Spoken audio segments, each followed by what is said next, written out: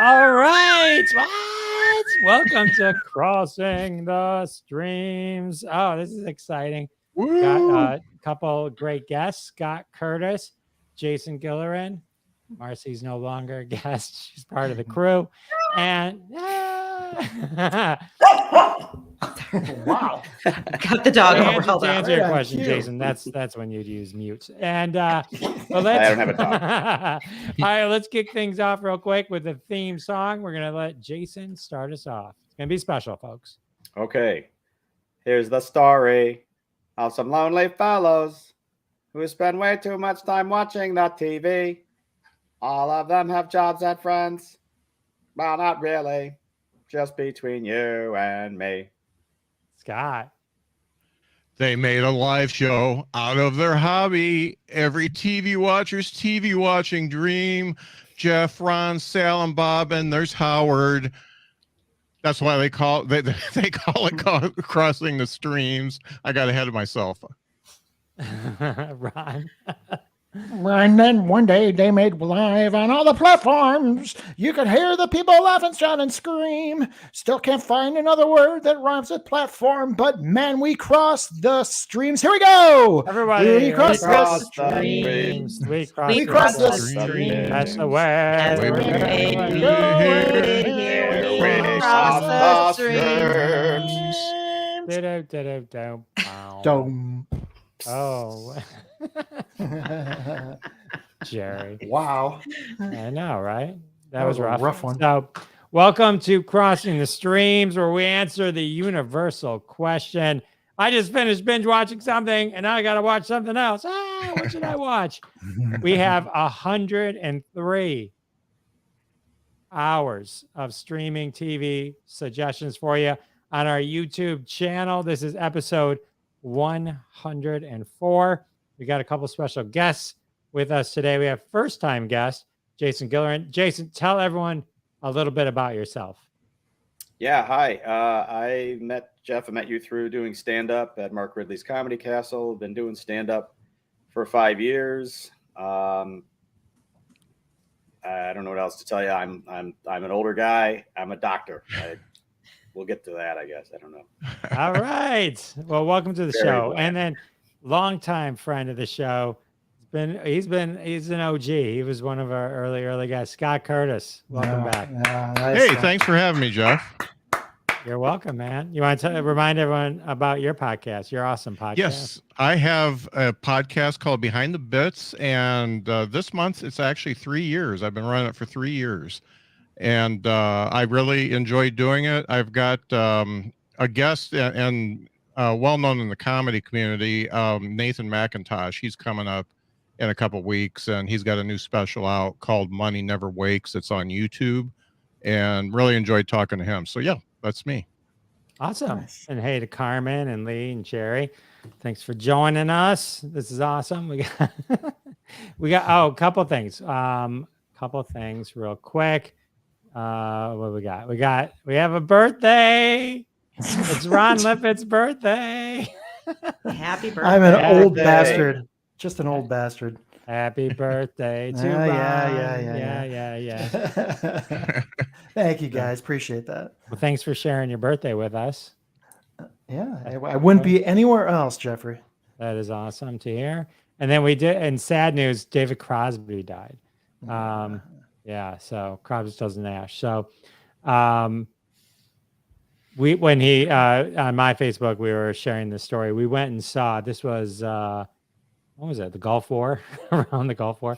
And so we went, we were at Eastern. Marcy and I were at Eastern together, but she wasn't in this story. But we went to Grand Rapids and we saw Crosby Nash at a small theater, front row.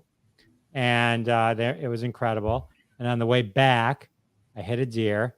And my friend Aaron, who's since left us, but a good friend Aaron, they're driving by. This is before cell phones. And his girlfriend at the time, Doreen, goes, I think that was Dwoskin's car on the road.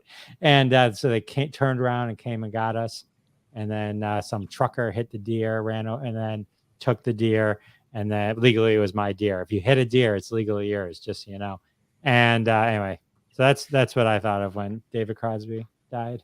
So Did anyone catch his final tweet? was it the one about the Beatles? No, well, I think this is correct, but I read in the paper his final tweet was talking about whether he was wondering whether it was cloudy in heaven, which I thought was an eerie tweet. Yeah, it is. It is. That is. So Anyway. all right. Well, we got that, and then I don't know what else going on. Wait, let me check the comments. Let's go to the comments. Yeah, what do we got? We got happy birthday, Ron. And then Lee. Oh. Carmen's ready. All right, everyone's ready for you. Everyone's ready for you. Let's start. Listen, I'll take a story about running over a deer. Why not?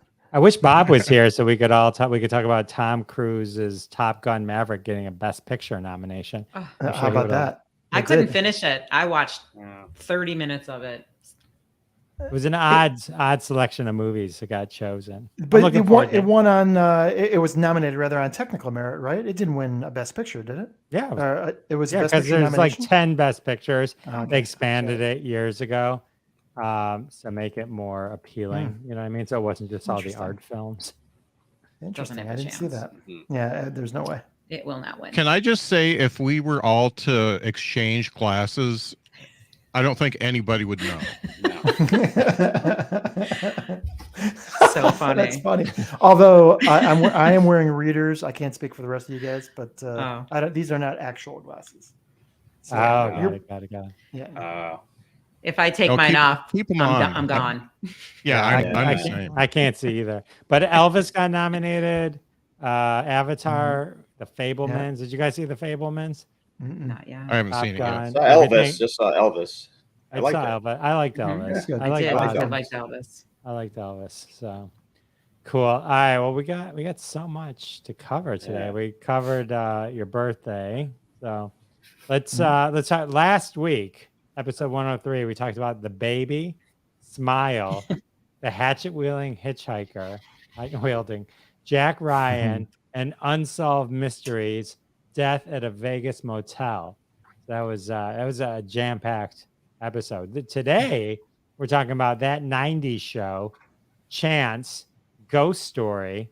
I guess it's the reboot show, Night Court, and Dopesick we're going to talk about.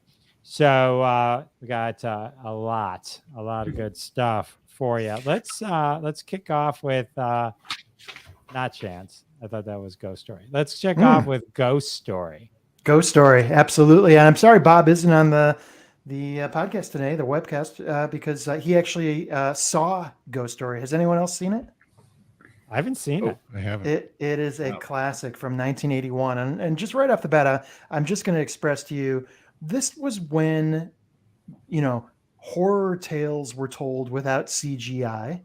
And in this particular movie, there was no gratuitous, slashing and blood. In fact, I don't think there's any blood in the movie.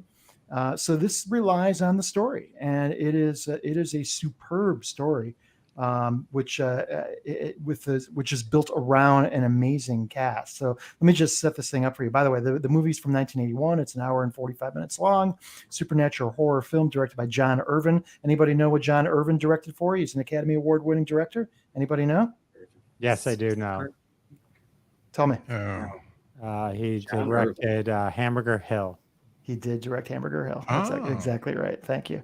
He also directed one of my very favorite early 80s movies, Dogs of War, with Christopher Walken, which I thought was a fantastic film. That was actually his directorial debut. So he went from Dogs of War straight to Ghost Stories into Champions, all which were excellent films. But let's focus on Ghost Story. Let's start first off with the cast. How about Fred Astaire, Melvin Douglas, Douglas Fairbanks Jr., John Houseman? How's that for starters right off the bat? And these are all, to begin with, amazing storytellers, amazing actors who can absolutely. And they're all ghosts now, right? They're all ghosts now. Yes, that's true. So as I said, let's set this thing up. It's a 1981 supernatural horror film. It follows a group of elderly businessmen in New England who gather to recount their involvement in a woman's death decades prior, when one of them suspects that her ghost has come back to haunt him. And thus begins the story and the telling of the real ghost story, which becomes the basis of the film, which is a fascinating story. It has a book written by Peter Straub. If you are familiar with Peter Straub, he is a fantastic author. He's written many award-winning books. So I do want to point to one particular thing before I talk about this movie. Alice Krige. I don't know if you guys know who Alice Krige is. She is a South African actress, producer. You may recognize her because her first feature film was Chariots of Fire, where she was one of the protagonists, the girlfriend of Abraham's in Chariots of Fire. And so she got a big award for that movie and then went on to Ghost Story. And she is nothing short of brilliant. And I say that with no small apology to the excellent cast that I just showed you a moment ago with all these great names. But I'm here to tell you, Alex Krige, I'm saying your name wrong, is Alice Krige, absolutely carries this film. She is unbelievably haunting. She is able to truly freak you out in this film simply by the way she speaks. As a ghost, one of her famous lines is "Dance with me, you little toad," and this goes on throughout the movie. And there's hints of her little voice throughout the storyline. And I just, like I said in the beginning, I want to point out they don't rely on any special effects. It's just storytelling, and the storytelling is magnificent. And it is an incredible arc, and the ending is fantastic, if not a little messy because they don't have good technology to I think do what they wanted to do with the ending of the story. But that being said, it is a terrific story. And I have enjoyed the retelling of this. I actually saw this in the theater, if you can believe that, back when I was a kid with my mother. I remember very specifically being so freaked out and that people were leaving the theater. They were so scared by this movie. So it was really interesting and nostalgic to be able to go back and view this film and see Alice Krige, who I remember as the ghost, and take it through. So listen, I don't want to get too far into detail. The story arc is excellent. There is a big twist in it. It features some very famous actors who you're all going to recognize. I highly recommend this as a one-off watch. Like I said, hour and 45 minutes. It's not streamable anywhere, so you will have to rent it on any one of the major networks. I love this movie so much that I actually purchased it for $11.99 on the Apple Store. So I have that now to go back to, and I think you guys will get a big kick out of it if you go and watch Ghost Story from 1981. Maybe So a party at your house. Yeah, this is 2 weeks in a row I've done a horror film, and that is very unusual. But Very unusual. But I'm into it. So I'm getting on a plane tomorrow. Maybe I'll watch another one on Delta Airlines. So I'm getting on a plane tomorrow too. Maybe we're going to the same place. I don't know. I'm going to Nashville. I'm going to Orlando. Is that in Nashville? No, not in Nashville. Hi, Anita. Thanks. Yeah. Hello, Anita. Hello. Jerry has an important question. Is this a prequel to Ghost Dad? It could be a prequel to Ghost Dad, even though it features a woman. So I think we're, in today's modern days, she could be, polymorphic. We'll see. Got it. All right. Okay, so you have to stream it or go to your house. Yeah, go to my house. I'll play it to you for free. But if you want to stream it or rent it, it's $3.99 on most of the services. Got it. All right. Let's. This theme of this episode is reboot. So let's start with our first reboot. This is which is the 90s show. So I having trouble today. There we go. That 90s show. Marseille. Okay. So huge 70s show fan. I loved watching the whole thing when it started in 1998. I loved watching both my boys watch it from beginning to end. Both of them. I loved coming home and they were sitting in front of the TV watching the 70s show. So the 90s show, they reboot it and they bring all these kids back into Kitty and Red Foreman's basement, where there's a lot of pot smoking going on. And I had a ton of fun watching all 10 episodes. I promised my brother I wouldn't ruin anything for him, and I know he's seen 3 episodes, and I don't want to ruin this for anyone. You know, there's a lot of fun people that were in the 70s show, and there are cameos. They do bring a lot of people back from the from the 70s show. So let's just talk about how they do this. So it is, what do we have here? It's July 3rd, 1995 now. That's where it starts. And did any of you watch the 70s show? I watched did. it here and there. Yeah. Okay. Yeah. Okay. All right. A little surprised. Mid-70s. Very, very, very, very funny sitcom. Huge I love following. Mila Kunis. I know. Mila Kunis, and yes, and Ashton Mhm. Kutcher. That is where I'm sure they probably fell in love. But you know, Ashton Kutcher was all like, "I think I'm going to go for this older lady kind of thing, but I'll meet back up with you later on in life." You know, let me just go have some fun with Demi Moore. But anyway, so the 90s show, like I said, 10 episodes. It's you're not going to know these characters, not being fans of the show, but the main character is Eric Foreman, teenager in the 70s. He's now 38. Him and his wife, Donna, who was the next door neighbor. They've got a daughter. He's a Star Wars fan. They name her Leia. So the show now, the reboot, is about Leia, who comes to stay with her grandparents for the summer. She gets all these awesome friends, and they all hang out in the basement, just like her dad did and her mom. And I have watched a lot of comments online. I've joined some groups. I just wanted to see what other people were saying. And you know what? They have a lot to say. It's awful. I never want to read comments like that again. They're so judgmental. They've picked apart the date. Like, how is it really their daughter? If they were this age, I mean, it's just ridiculous. So these are our new characters. We've got Leia, her new best friend, Gwen, Jay, who is a child of another couple. I don't want to ruin it. You got Nate, Nikki, and Ozzy.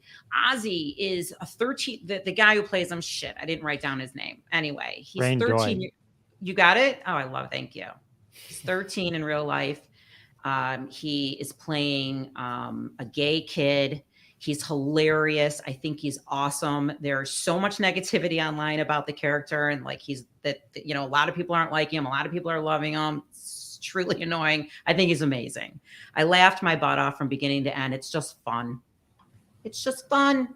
That's it. You sit down. They're less than 30 minutes each episode, and it's a good time. But I gotta say, if you haven't seen the 70s show from the beginning, I would go back and watch that first, and then come and watch these. But I think there's plenty of people out there that have seen the 70s show that will enjoy the 90s show. I think they did a great job, and I look forward to season 2. I've seen the 70s show. It was one of those shows that I watched every now and then. So I was familiar with the characters, but not. It's what's amazing is Kurtwood Smith and Deborah Jo Rupp. It's like as if they were frozen in time. And then I mean, they look like not a moment, and they were because they were the oldest in the cast in the 70s show, right? They were the parents. So it was like Deborah Jo Rupp is I know her more from my wife's obsession with Friends, because she married Phoebe's brother. She is hilarious in that role. I'm a huge fan of hers. I think everything. Yeah, she's good. She's in WandaVision. She's really good in that. But all right, so this is good. And what's this on again? It's so crazy. So it is on Netflix, but the 70s show is on Peacock, or you got to pay for it through Amazon. I want to just mention one other thing to my viewers out there that have a problem with a laugh track. Stop it. First of all, they have to have a laugh track. They had a laugh track in the last show, and everything is the same. And I've seen my kids complain about a laugh track. It's okay. There's still a live studio audience. The laugh track is just giving it a little something extra special. Are they? Do we know that to be sure? You know what? I don't mind a laugh track. I wouldn't mind a laugh track in reality in my own world. Generally, if there's a laugh track, it means they've filmed it in front of a live audience. And so yes, there likely was laughs. And from what I understand now versus now versus like how they used to do it is they used to do it and then they'd laugh and maybe they'd redo something. Now they just dray it out. They might do a scene 50 times, because a lot of times if they don't laugh, they'll rewrite the scene and then they'll reshoot a scene. They can do it based on the immediate reaction from the audience, but then you can't. The problem I think I have with laugh tracks, which I'll mention when I talk about Night Court, is that I think they add it in. You know what I mean? So it's not the full natural reaction, or it seems like it's a little sweetened. It doesn't seem as it seems more of a cue to laugh versus if you're watching like Parks and Rec, right, which does not have a laugh track, which is just funny and it's funny. Or shit like Schitt's Creek is, things Right. like that. I remember reading that a bunch of these shows in the 80s and 90s with laugh tracks had dead people in them. You guys remember reading about that? No. That a lot of the voices that you hear in the laughter in the audience are people who died years ago, and you're hearing dead people laugh. I swear to God, Google it. I'm not kidding. So that was the criticism about laugh tracks. They were so old they were using dead people. Where can I sell my laugh so it can be used in a laugh track in 50 years? You can live on in eternity, right? Yeah. That would be awesome. Laughing ghosts. Yeah. All right. So, all right, we'll check out the 70s show and the 90s show. And then we'll go from that. Sounds great. Thank you, Marcy. Thank you. Cool. All right, let's what are we doing? Okay, here, let's do Dopesick. This is Jason's debut. Hey, So, all right. Okay. I normally like shows that are entertaining and funny and goofy, like Schitt's Creek. This one was pretty serious. So Dopesick was a docudrama that's on Hulu. Came out in late 2021. It's only one season, 8 episodes. It's based on a nonfiction book called Dopesick, Doctors, Dealers, and the Drug Company That Got America Addicted, or something like that. And so it really kind of has an opening and a closing. It really has I see things that say Dopesick season 2. I'm like, there's not going to be one. It was a pretty closed story. Basically, it is about the opioid epidemic and told in terms of a lot of different stories. So there's basically 3 storylines going on that are going. And the thing you have to realize, it goes back and forth a lot. So it kind of takes place between around 1996 and then even up to sort of like 2010 somewhere, where there was kind of the closure, but a lot of it is 1996 to 2005. And that's sort of what where they start with Purdue Pharma, which was a company that obviously a pharmaceutical company, and they are the supervillain, I guess, in this series, of course. And they were the ones that came up with a lot of drug marketing campaigns back in the 50s and 60s. They got Valium. They got Valium really popular. They're like Mother's Little Helper. That was one of their things. That was actually the father of the guy that pushed the OxyContin. So this is about OxyContin getting released and marketed to America, and how they kind of pushed it through the FDA. There's a lot of back channeling stuff going on. So there's a story about Purdue Pharma and Richard Sackler, who's the kind of mastermind of trying to get this drug pushed onto America. Then there's the story of the DEA agents and the FBI. I think it's DEA mostly, and the Department of Justice that are after these guys, trying to figure out. They find out, hey, something's going on. There's this epidemic. There are people getting addicted to these pills that are supposed to be touted as like miracle drugs for helping and curing pain. These guys had this campaign to try to say, we're not treating pain and we can get rid of pain.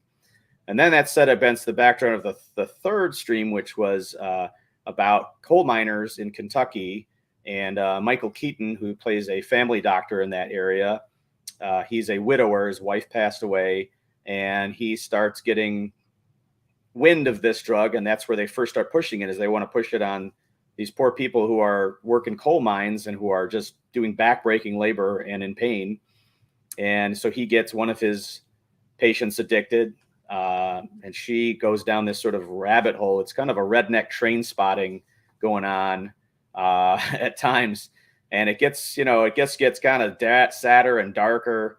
And you see these people, just like any people that get addicted to drugs, they have these moments where they kind of rebound and they kind of come back, but ultimately they pay the final price. And then gets even worse when Michael Keaton himself gets into a car accident and basically gets pushed on this drug. And next thing you know, he's getting addicted and he's going through all sorts of crap.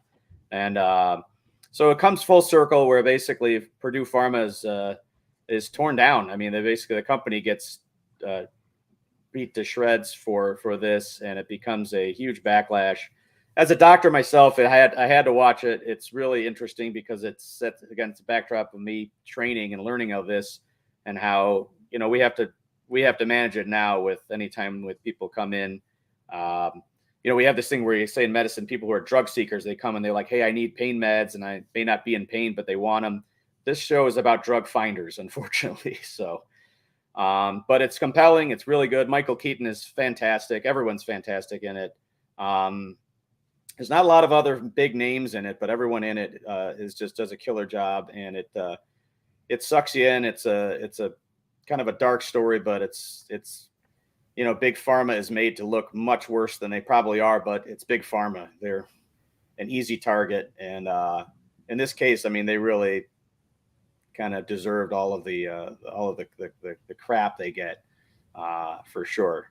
And I it's kind of something that carries on today. Easy watch. It's pretty quick. Like I said, you don't get sucked into, you don't have to worry about a season 2 as far as I know. Yeah, it's an American drug horror story. Eventually, unfortunately, it's true. There's a lot of things they could do. They could do other things in medicine and class action suits. This one was, I mean, the numbers are staggering. So as far as terms of like how many people got addicted, and the drug reps are actually compelling characters. There's 2 characters in there who are being marketed to push these medications. And the crap they got to do, the incentives, and how the higher ups push these people to push medication on the doctors. And I deal with drug reps every day, and it's like, yeah, it's you got to take everything they say with a large grain of salt. So yeah. So I had a chance to watch this as well. I my wife's a physician as well, so we had a lot to talk about with this, and nice. I think one of the one of the compelling elements of this is the manner in which all of the systems which are designed to protect the public, whether it be the doctor, the prescription drug company, the government, all of these systems that are supposed to be in place for the betterment of your patient, none of these were able to prevent what happened to happen, and that they ended up becoming like this feeding frenzy of money, and it just it was hard to watch, but even harder knowing how true it all was. It's an absolutely true story. So so friend of the show, James Healy, was in Dopesick. All right. How often does this happen? First time. So James, what's up, man? Hey guys, how you doing? I'm on my phone, so is the sound okay? Yeah, you're fantastic. Okay. For special celebrity call-in, you sound amazing. I've been on your show a couple of times. I appreciate it. I got the notification you guys were on Facebook Live, so I thought I'd tune in, and I saw you were talking about the 90s show, which I haven't seen yet, but I grew up being a kid in the 70s. That was like my life, 70 to 79. I graduated high school in 80, so that was really, following that show was me. But yeah, Dopesick, I was only in the one episode 3. I played the judge that denied them their request for all the material and then made them come back and resubmit their affidavits, and I approved it. But powerful show. I enjoyed being on it. Was treated well by the cast as well. Jason, how did James do? What's your he sucked. Yeah. Those affidavits had no chance against him, no chance.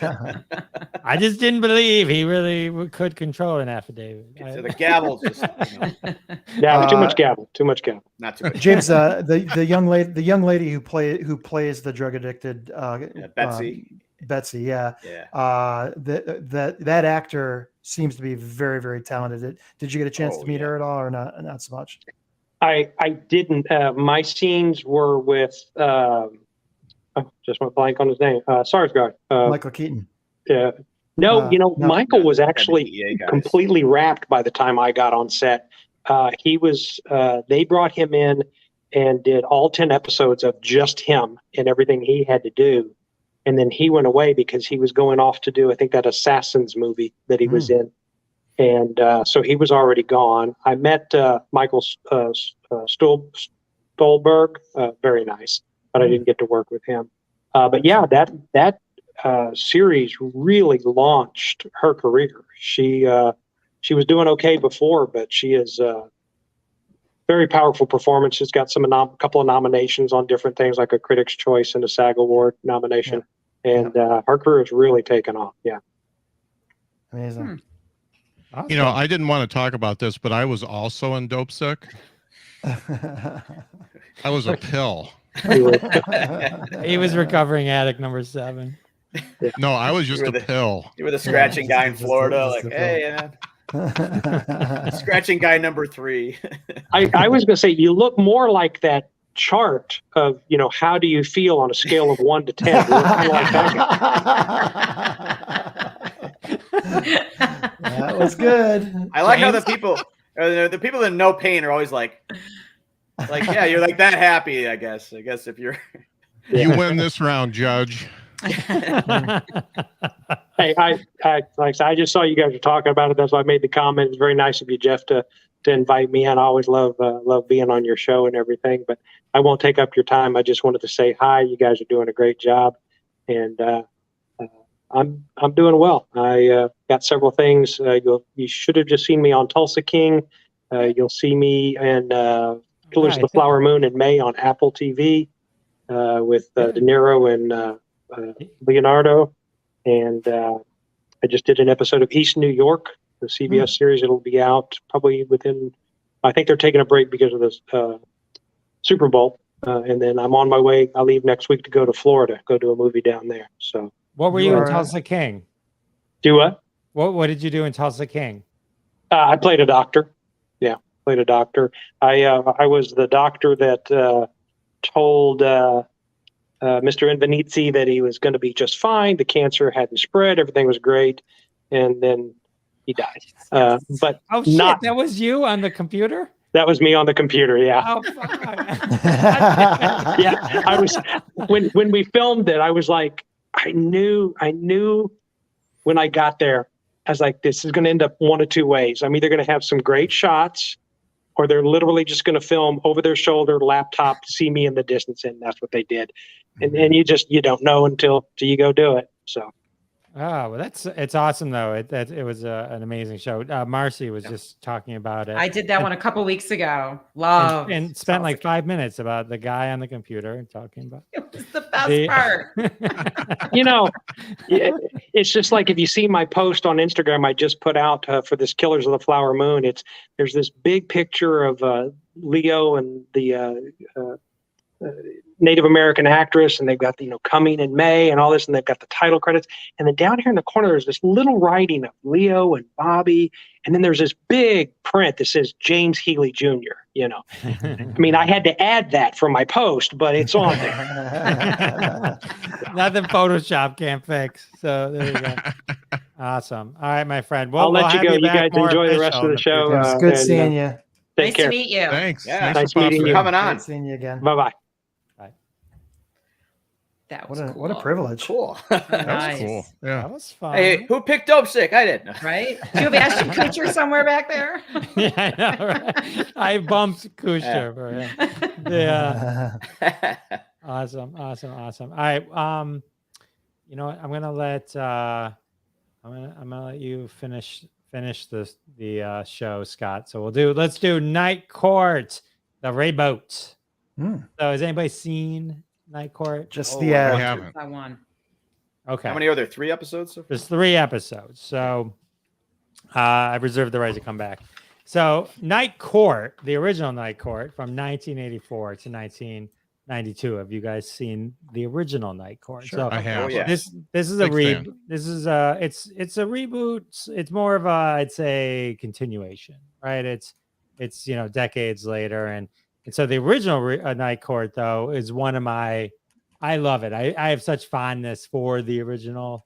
This was Harry Anderson. I thought was so amazing, and I always thought it was the funniest premise that he he got the job because he was the only one home, right? So that was they were making the guy was making appointments.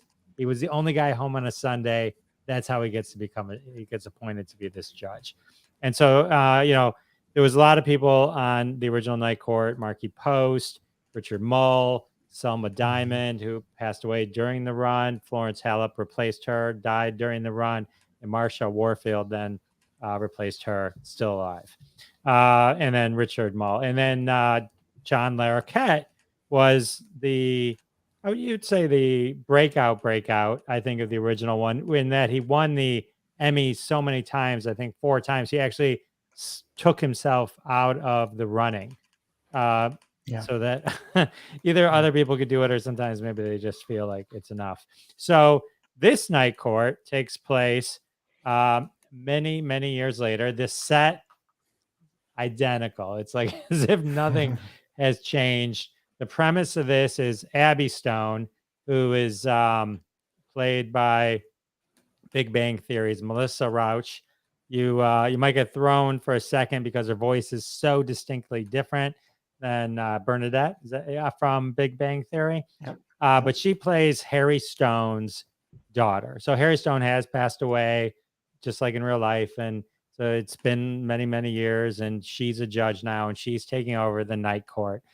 And the only original cast member from the original Night Court is John Larroquette, Dan Fielding, except this time, instead of the prosecutor, he's the defender. Okay, so it's a sitcom with a laugh track.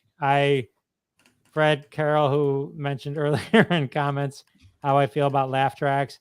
Let me just say, if this was only one episode, and I'd only watched the one episode, I would say, wow, did they just over try so hard? It just seemed like with the laugh track and how they were just trying to make this so fun. If you read the reviews, most of the reviews were all like, this is the biggest #1 comedy and forever for them. And, it's like, this is finally a watchable sitcom. But if you read on Facebook, people, they're like, this is garbage. This is the worst. I can't even get through it. And I agree with that on the first episode. It's hard. It was hard to watch the first episode. But Fred Carroll said, keep going, keep going. So the second episode was better. And by the third episode, it's not, I think it gets a little more in the groove. I think the first episode found their gear. Yeah, I think it was just like the one, there's Melissa Rauch, she's Abby Stone, so she's sort of the main one. There's India de Bedford, she plays Olivia. She plays a district attorney. It's one of those characters, pretty woman who's not used to being a normal person. She's treated well. She's not used to being a peasant. You know what I mean? Like she's a well-to-do, but somehow she ends up in Night Court. And then Kapil Talkawalkar is the clerk. Lacreta is the bailiff. Her name's Gergs Donna. She's probably the most egregious in terms of, I'm sure she's a very humorous person and funny, but man, did they try and push her so over the top on this. At least in the first episode, it kind of gets a little more workable by the third episode. So, it seems to be doing well in Rotten Tomatoes, 70% approval rating, which seems about right. It retains the idea and the concept of the original show. And I think, my guess is I don't know how many episodes they're doing. I think there's 6 or 7 episodes total. I'm guessing by the end of the run, at least 3/4 of it will be very, very watchable. And then I think perhaps for a season 2, with that kind of run, it would probably be something that could sustain itself. But the first episode, I found painful. They were trying really hard to tie it into the first one. And it was just like the laugh track just seemed like it was just exploding in my ears. And it was just like they were just trying too hard with some of the characters. John Larroquette's a genius. I mean, he's amazing. He can do no wrong. But it was just like, I think the show finally kind of found itself, or is finding itself by the third episode. So, Marcy, how'd you feel from the first episode? It was okay. It did nothing for me. In fact, now I'm thinking back, I don't think I finished it. I think I need to go back and finish the first episode. Like, It yeah. wasn't very memorable for me, but I will go back and watch it. John Larroquette by himself is worth it. It's in 2 and 3 when they kind of get their footing a little bit more, I think. But I think the characters have promise, and if they can just stop trying so hard as they did in that first episode, then I think it has a chance to be long term. You know, there's just only so much the nostalgia effect I think plays into it, and then eventually it has to stand on its own. But you know, so That's a show I can watch with some headphones in while getting a manicure. And I need those shows, you know? That's how I started watching the 90s show. So it's not something I'm going to sit down with, you know, bowl of popcorn. well, it's 10 o'clock on. at night. Yeah, it's Peacock. It's was at NBC. I like the show. Oh, you know, was that you or something? I think I remember that. The not too long ago. But I don't remember what I was gonna say. Peacock. Oh, Peacock. Yeah, it's on Peacock. It comes out one a week, so it's not something you can catch up with That's the true. 3 episodes. But yeah, I mean, I would definitely check it out. I would put it in check it out, but you got to get through that first episode. If for some reason you love the first episode, then you're golden. But I think you're gonna have to get through that first episode. You should take OxyContin while you're watching it, then you'll be okay. That's a good idea. Jeff, when you read the reviews, is that what they say? Do they like agree with you in that assessment that Well, the you gotta reviews get through? seem to be very favorable. Some of them are like, yeah, these characters need to tone down a bit. They need to, you know, become a little more normalized. But when you just read like other comics talking about it on Facebook, you know, just people we know, slamming it. And if I only watched the first episode, I agree 100%. So, But there's so many shows where people are like, you got to get through the first 5 episodes and then it's amazing. So that's not so bad. no, I mean, it's fair. I mean, it's like, it's rare that a show, Santa Clarita Diet is one of my favorite shows ever. And you got to get through that first episode. If first episode is not great, but it gets itself together right away. It finds its rhythm right away. This is finding its rhythm. I think it's just needed a second. I think they were trying so hard to tie it into the first one. By the third one, they're doing it, but it's a little not as you know, bashing people over the head with it. So Cool. anywho, cool. All right, let's finish up with Chance and Scott Curtis. Take it away. Yeah. So, in keeping with my usual, I'm years and years behind when shows were released. I think the last one I talked about was the X-Files, and the one before that was the Americans. So usually at least 6 years after their release is when I get into them. So I found Chance on Hulu, and it has Hugh Laurie as a star, from House fame. Also, part of the great duo with Stephen Fry over in the old England. And he started out as a comedian. He's a musician, great actor. But so I watched one episode of this and got hooked immediately because it is, it's kind of like House, but different, with a lot more crime. So it's based on these books by this dude called Ken Nunn, and Ken Nunn actually created the show with Andrea Cunningham, and this started in 2016. And Hulu, this is straight to Hulu. They ordered 2 seasons, and that's all we got, which is fine because it ended perfectly. But he is a neuropsychiatrist that kind of handles people who have been in very serious violent crimes. And in doing that, in season 1, he starts helping this woman who ended up with a split personality after getting hit in the head with a shovel by her husband, who is a bad cop, a dirty cop, helping her get away from him. So he gets into a little bit of vigilante mode in this, but the really bright part of this are two actors. One of them is Ethan Suplee, who you might remember from, he was in a lot of the Kevin Smith films like Mallrats, Chasing Amy, Dogma, and then he was with Jason Lee then in My Name is Earl. So just this big, huge guy. So he's in it, and he meets him at an antique store restoring furniture. But by night, he's kind of this mercenary and will pretty much do anything you want him to do, all the way up into killing people, including killing people. And his scenes are really my favorite. I mean, he is just fantastic on how intense he is, and yet how much in tune with the human spirit he is at the same time.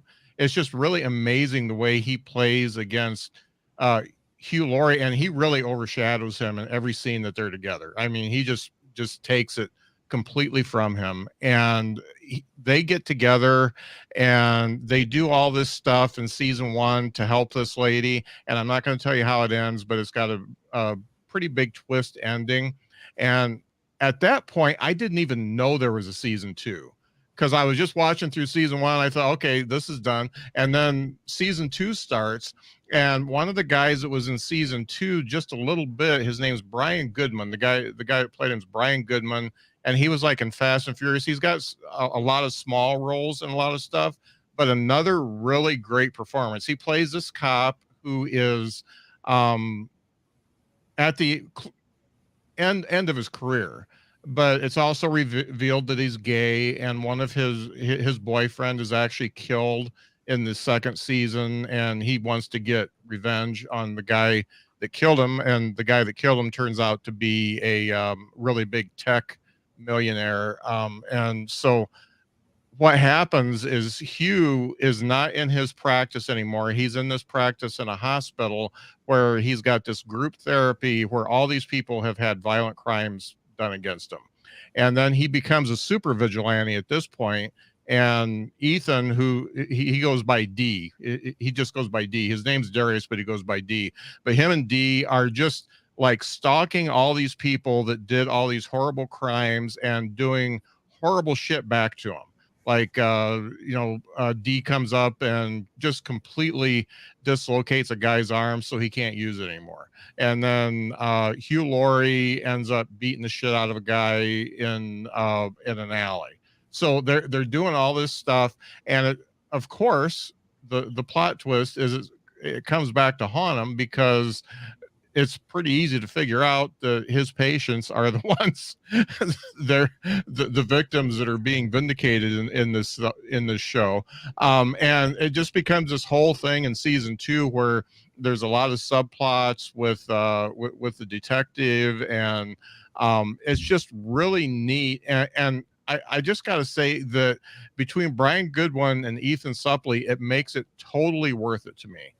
And I really got into Ethan Suplee so much, I started looking at him. He's got, I think he's got 5 kids, and he's actually married to Juliette Lewis's sister, Brandy. They've been married since 2006.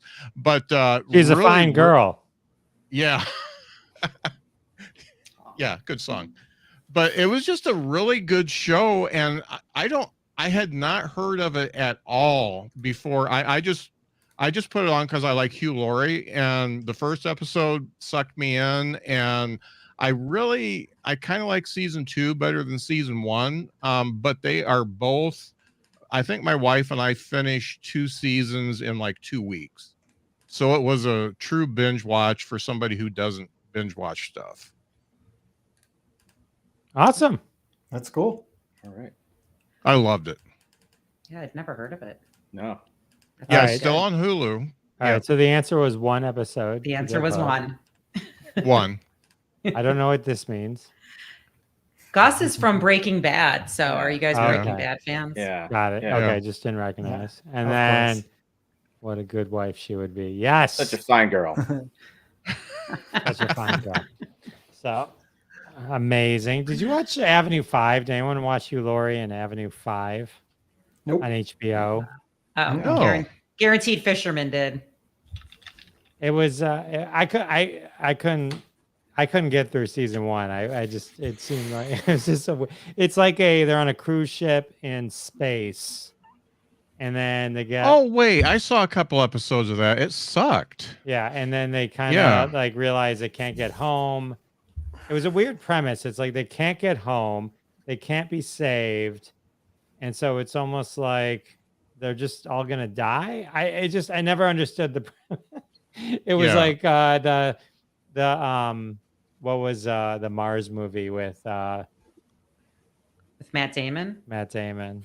Yeah, Right. Martian, That was The The Martian. Yeah. that I can Yeah. watch a million times. But that one, they said, "Oh, we can just whip around the sun or the moon, and then we catapult, and then we can go get him, and he can make the potatoes from his poop in the meantime, and then we'll get him." He's gonna That's- science the hell yeah. out of it. Exactly. I could watch. Yeah. That's one of those movies, by the way, The Martian, that I can watch anytime. If it's on, I can watch it. It's just it's so good. Good, good. good music too. But Avenue 5 was like didn't seem to have that type of promise. Yeah, I think Anyway, I got through like 3 episodes on that, and I was like, nah, you Yeah, it can't was- have any more of my life. it was horrible. It was just yeah, I didn't get it. So it seemed like it might have been a good idea, but no. As Josh Gad and some other people. Anywho. I like Josh Almost Gad. good. So, so Jeff, I was just going to jump in. I know are we at the end already? Or are we? We can do this is we're the random part of the show. Well, I would just say this. We are we're moving through such great content so quickly that sometimes, those of us who have missed major brands, like myself, having never seen Yellowstone, I will just tell you that trying to catch up in this environment where there's just so much content going on. How do you invest in how many seasons now with Yellowstone? 5, is it? We just did it. Robin and I just did it. We got through Yellowstone. Look at Oh, that. she's got a Yellowstone Dutton Yeah. cap. A friend of mine Yeah. just dropped this off for me. Oh, Well, that's you got to cool. keep in mind they're only 8 episodes. Swag. They're only 8 episode seasons, Robin. Yeah. So it's not like the old days where there were 24 episodes. Right. And Right. once it gets going, you just can't stop. The Mhm. nice thing about Yellowstone is one episode at a time kind of does you because it takes a lot out of you. So Yeah. Yeah. we just Yeah. so I did finish Tulsa Kings. We watched that after Marcy said it. Tulsa Kings was amazing. Stallone was incredible. I didn't even Amazing. know he could be that good. Yep. And funny, and the whole cast was funny. There was a funny What- Silicon Valley. What network is that on? It's on Paramount. Paramount Plus. Paramount. Okay. Yeah. Paramount Plus. And then we Gotta just started. Get someone's 18 password. Yeah, we'll give you. I don't know. Marcy, can I have yours? It's actually Fisherman's. He's in the audience. And then, He's in the and chat. then I'm 2 episodes into Help me out. 1883 now. Oh, Yeah. nice. Okay. Okay, so How's Is it- that how's- is that with that's with what's his Faith name? Hill and her husband. okay. And So isn't Harrison Ford in one of those? that's in the prequels now? 1923 with Helen Mirren, Okay. which is the prequel. This would be, I guess, the prequel. Damn. How do you keep up with that stuff? That's why I watch shows 6 to 16 years after they originally aired. Yep. It's true. I'm with you, Scott. I'm This waiting. is what happens, Scotty. Well, there was something nice about watching Yellowstone. Oh, so Yellowstone, since this, I couldn't even believe this. After the actor who plays Rip, okay, who's like one of my favorite actors and characters on that show, Rip, is Cole Hauser, okay, and Cole Hauser looks nothing like he did when he was younger, but he was in Right. Cole Hauser was in why I can't remember anything now. With Matt Damon. She's Goodwill Hunting. He was in he was one of the people that hated Jews in the other movie with Brendan Fraser. Good School Ties. School Ties. Oh, right. Anyway, but if you Old look school. at him in those movies, I was just like, no way. He didn't have a cowboy hat on.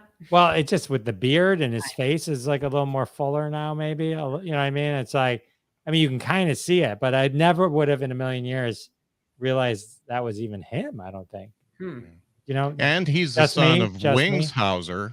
He's the son of Wingshauser, who was in some of the worst movies ever made. Really? Yeah. Like You got one? Plan B from outer I got a couple space. up here. The Siege of Firebase Gloria in 1988. My gosh. Like, I mean, Road seriously. to Revenge, 1983 or 1993. Vice Squad in 1982. Bad movies. Huh. You sure that wasn't Police Squad? No. No, not Police Squad. Police Squad was great. Police Squad was amazing. Just got Yeah, he was not good enough for that. Yeah.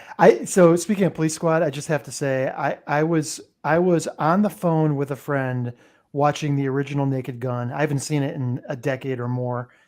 It still holds up, dude. It is still such a freaking funny movie. Even the O.J. Simpson scenes are funny. Somehow they're still funny. Yeah. I never really appreciated how brilliant Leslie Nielsen is. So I saw an interview with him. Maybe it was on TikTok or something. How they played it straight, even though it was a comedy, and so that's what made it super funny. But yeah, definitely watch Yellowstone. Yellowstone's awesome. Yeah, I'll check it out. Yeah, I'm on episode 3 now. Great. I'm gonna go to Yellowstone this summer, so I got to watch it now for sure. I'm planning. By episode 6, Robin and I were completely sucked in. Right. Awesome. It's like a requirement now. Awesome. Yeah. So, all right. Am I the only one? You look at the old Cole Hauser, you were like, "Oh yeah, that was him." You knew that? I didn't know.